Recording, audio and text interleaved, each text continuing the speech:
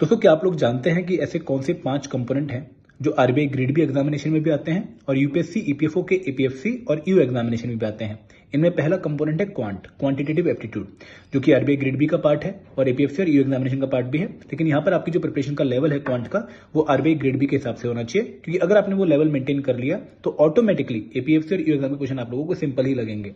Second component है logical reasoning. यहाँ पर भी आप लोगों को जो प्रिपरेशन का लेवल है वो आरबीआई ग्रेड बी के हिसाब से रखना है। थर्ड कंपोनेंट है जनरल इंग्लिश, जो कि काफी हाई वेटेज रखता है एपीएफसी और ईयू एग्जामिनेशन में भी। बट अगर आप आरबीआई ग्रेड बी के लिए जनरल इंग्लिश को प्रिपेयर कर रहे हैं तो आपकी ऑटोमेटिकली रिक्वायरमेंट एपीएफसी और ईयू एग्जाम की फुलफिल हो रही है। फोर्थ कंपोनेंट है करंट अफेयर, जहां पर आप लोगों को 80% के अराउंड ओवरलैपिंग देखने को मिलेगी between the RBI grade B and APFC new examination.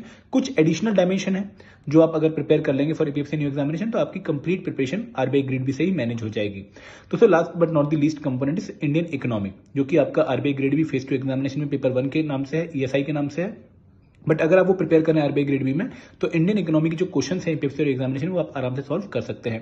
तो ये 5 कंपोनेंट की जब आप प्रिपरेशन कर रहे हैं for RBI grade B examination तो ऑटोमेटिकली आप लोगों की प्रिपरेशन इन कंपोनेंट्स की एपीएफसी और ईयू एग्जाम के रिक्वायरमेंट के हिसाब से भी हो रही है। तो ये प्रिपरेशन ओवरलैपिंग है आरबीआई ग्रेड बी और एपीएफसी एग्जामिनेशन बीच में। आई होप आप लोगों को क्लैरिटी मिल गई होगी। Thank you very much.